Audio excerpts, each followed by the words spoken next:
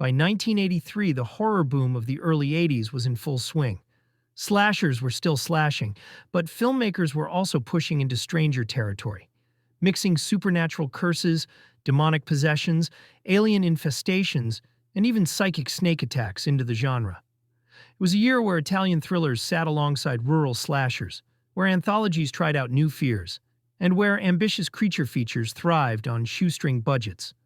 From isolated cabins to big city basements, from Gothic mansions to small Texas towns, 1983 delivered a wide range of horror, much of it destined to find its true audience on VHS shelves. Tonight, we're diving into 10 overlooked horror movies from 1983, films that show just how inventive, unpredictable, and bloody the genre could be at the time. The Prey, 1983. A group of young campers set out into the remote wilderness for a weekend of hiking and romance. But the forest they enter hides a dark secret. The scarred survivor of a decades-old fire has grown into a feral hermit, living off the land and killing anyone who dares wander too close to his domain. One by one, the campers are stalked and hunted, their laughter giving way to terror as the past comes back to life in the most violent way. Directed by Edwin and Herb Betterman, The Prey mixes traditional slasher elements with an almost documentary-like fascination with nature. Debbie Thurston and Lori Lethin star among the doomed hikers, while Karel Stryken, in an early role, looms as the deformed killer. The filmmakers linger on sweeping shots of animals, trees, and streams, giving the movie a slow, almost hypnotic rhythm that suddenly breaks when the killer strikes. The murders are brutal, often staged in stark contrast to the beauty of the forest around them. While the pacing is unconventional, the climax throws subtlety aside, with a shocking and grim finale that horror fans never forgot. On VHS, The Prey developed a reputation as both a curiosity and a cult classic. Its blend of languid nature photography and savage violence gave it a personality unlike the more straightforward slashers of the time. Today, it remains infamous for its pacing, its unrelenting ending, and its place as one of the stranger wilderness horrors of the early 80s. Bloodbeat, 1983. Deep in the Wisconsin countryside, Sarah travels home with her boyfriend for Christmas, expecting a quiet family holiday. Instead, she discovers an unsettling presence lurking in the woods and within herself. As tensions rise inside the house, Sarah begins experiencing psychic episodes that connect her to a murderous samurai spirit, which manifests to slaughter anyone who crosses its path.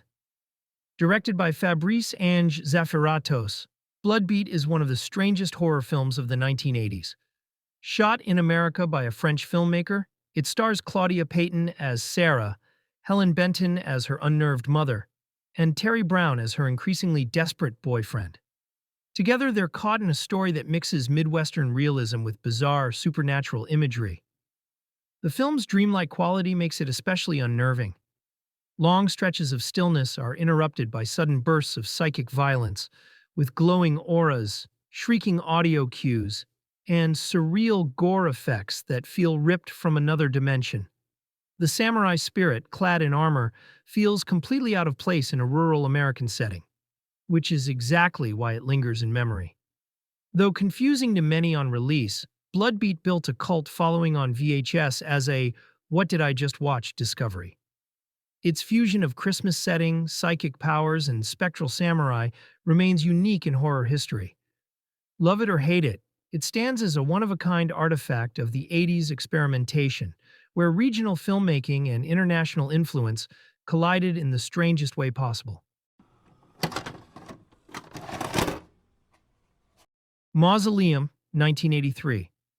When Susan Nomad inherits her family estate, she also inherits a centuries-old curse.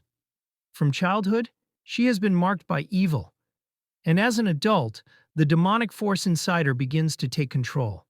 At first, it manifests in strange moods and violent urges, but soon her possession becomes impossible to hide, leading to grisly deaths and monstrous transformations. Directed by Michael Dugan, Mausoleum is a possession horror filled with over-the-top spectacle. Bobby Breezy stars as Susan, balancing tragic vulnerability with sinister menace, while Marjo Gortner plays her psychiatrist, helpless to stop the supernatural force devouring her from within. The film is notorious for its practical effects: glowing eyes, grotesque claws ripping through flesh, and wild transformation sequences that push its budget to the limit. Some moments are campy, but others are genuinely unsettling, showing just how much early 80s horror leaned into excess. What sets Mausoleum apart is its willingness to fully embrace outrageousness. It's part soap opera, part gore fest, with a mix of melodrama and splatter that made it a perfect fit for VHS discovery. While it may never have reached mainstream audiences, its blend of demonic possession, bizarre mythology, and gleefully gory set pieces gave it staying power among collectors. Nightmares, 1983. Horror comes in four flavors in Nightmares, an anthology that turns urban legends and modern fears into tales of terror. The first story, Terror in Topanga, follows a woman making a late-night drive while a killer lurks on the loose. The Bishop of Battle stars Emilio Estevez as a video game prodigy whose obsession draws him into a deadly digital showdown. In The Benediction, Lance Henriksen plays a priest battling both his shaken faith and a demonic black truck that stalks him across the desert. And finally, Night of the Rat pits a suburban family against a monstrous rodent haunting their home. Directed by Joseph Sargent, the film's strength lies in its variety and cast. Alongside Estevez and Henriksen, you'll see Christina Rains, Richard Masur, and Veronica Cartwright, each bringing weight to their respective segments. Every story has a distinct flavor, from suspenseful stalker tale to neon-soaked tech nightmare to spiritual warfare on the open road, and finally a straight-up creature feature. The production values are surprisingly high for an anthology, with strong cinematography and practical effects that make each segment stand out. The video game story in particular has become a cult favorite, both for its arcade aesthetic and for predicting the darker side of virtual reality long before it became mainstream. Though uneven, Nightmares thrived on VHS by offering 4 different scares in one package, making it a popular rental for horror fans looking for variety. Today, it's remembered as a time capsule of early 80s experimentation, mixing urban myths, moral dilemmas, and creature thrills into a single cult film. Spasms, 1983. A wealthy man plagued by terrifying visions brings a deadly secret back to North America: a psychic connection to a massive supernatural snake.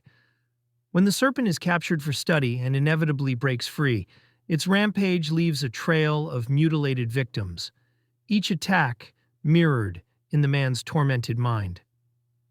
Directed by William Fruet, Spasms combines creature feature thrills with psychic horror. Oliver Reed plays Jason Kinski, the cursed millionaire, while Peter Fonda lends a quieter presence as Dr. Tom Brazilian, the scientist desperate to understand the link.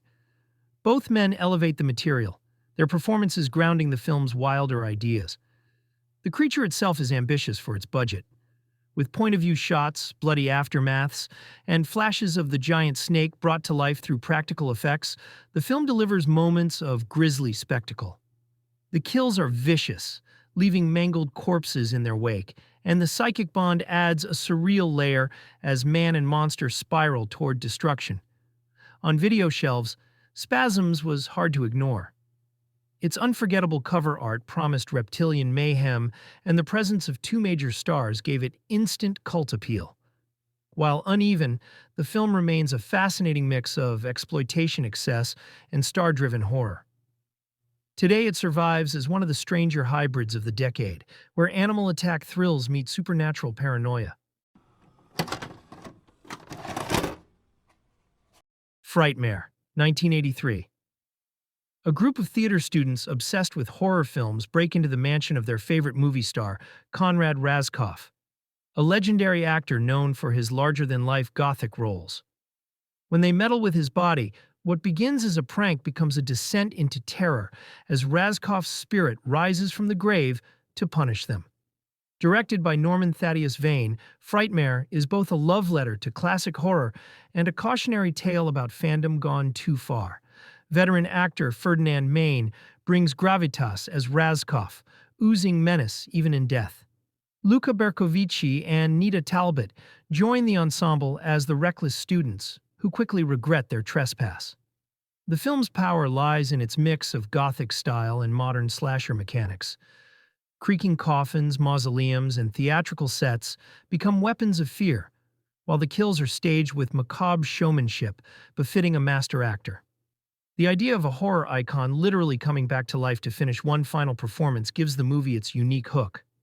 Though overlooked in theaters, Frightmare thrived on VHS, where its lurid cover art and meta-concept caught the eye of horror collectors.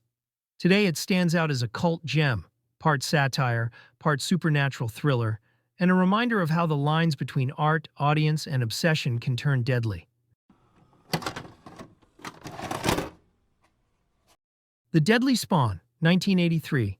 A meteor crash lands in rural New Jersey, carrying with it a nest of monstrous worm-like creatures with endless rows of teeth.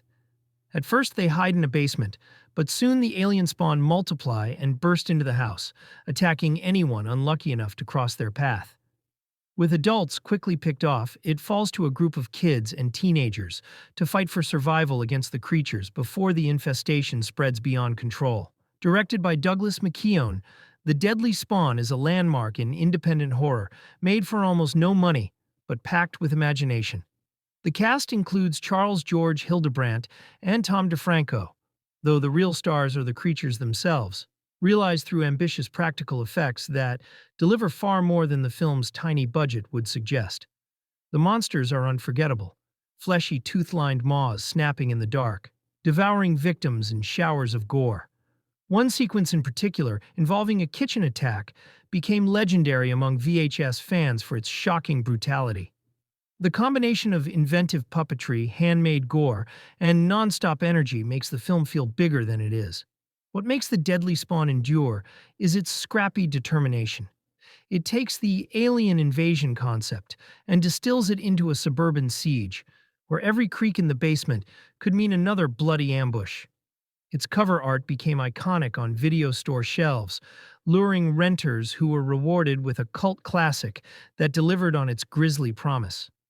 Today it's celebrated as one of the great low-budget creature features of the 1980s, a film that proves creativity, passion, and gallons of fake blood can go toe-to-toe with Hollywood's biggest monsters. A Blade in the Dark, 1983, Bruno, a young composer, takes up residence in a secluded villa to write the score for a horror film. At first, the isolation seems ideal, but the villa holds secrets of its own.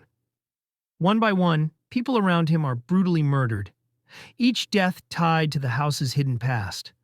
With every discovery, Bruno realizes he's trapped inside a real-life horror story, with a killer who could be watching his every move. Directed by Lamberto Bava, A Blade in the Dark pushes the Italian giallo tradition into bloodier territory, blending mystery with explicit slasher violence. Andrea Occhipinti stars as Bruno, whose growing paranoia mirrors the audience's, while Valeria Cavalli and Stanko Molnar appear among the colorful cast of potential victims and suspects. What makes the film stand out is its stylization. The villa's twisting staircases, shadowy corners, and blood-red lighting create an almost theatrical space for the murders to unfold. The kills are drawn out and vicious, each one filmed with an unflinching eye that lingers on the brutality.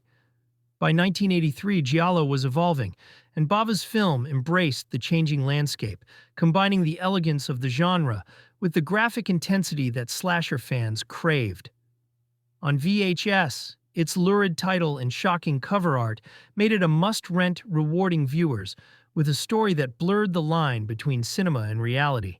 Today it remains one of the more notorious examples of late-era giallo excess, part mystery, part nightmare, and entirely unforgettable. Sweet 16, 1983. When Melissa Morgan arrives in a small Texas town, she immediately turns heads.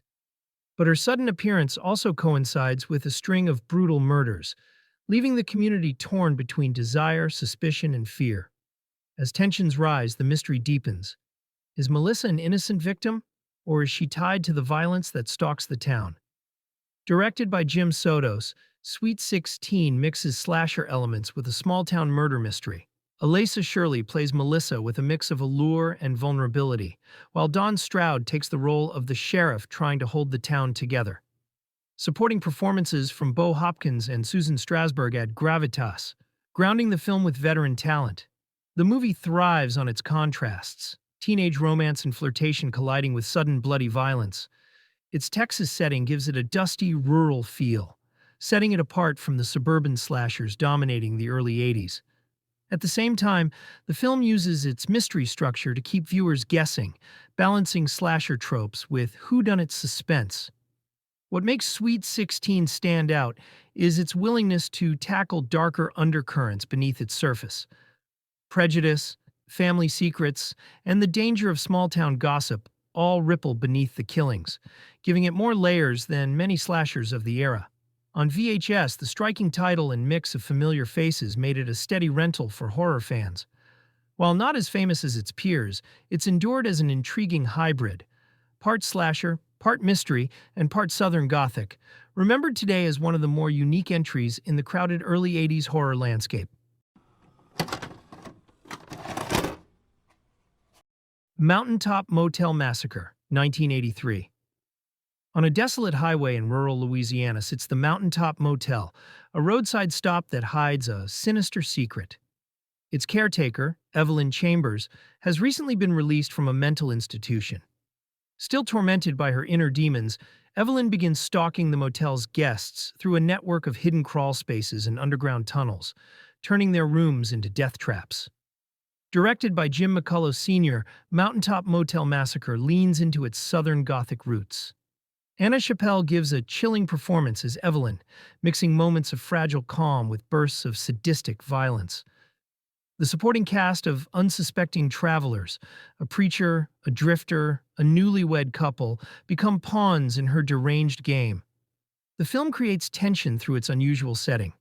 The creaking floorboards, dimly lit rooms, and suffocating crawl spaces make the motel feel like a living trap. Each kill is staged with grim patience, showing Evelyn's madness more than outright gore. Though barely noticed in theaters, it became notorious on VHS for its lurid title and unsettling tone. Horror fans looking for backwoods chills and unhinged villains found plenty to remember here. Today, Mountaintop Motel Massacre holds its place as one of the creepier low-budget slashers of its era, anchored by an unnerving central performance and a setting tailor-made for nightmares. And that wraps up 1983, a year that proved horror wasn't just one thing. It could be a moody giallo, a regional slasher, a surreal supernatural experiment, or a full-throttle monster movie. Many of these films didn't make headlines on release, but they thrived in the home video era where curious renters kept them alive and built the cult followings they still enjoy today. For even more VHS-era discoveries, check out our online store at ejectvhs.com. And remember, always be kind and rewind, because every movie is someone's favorite.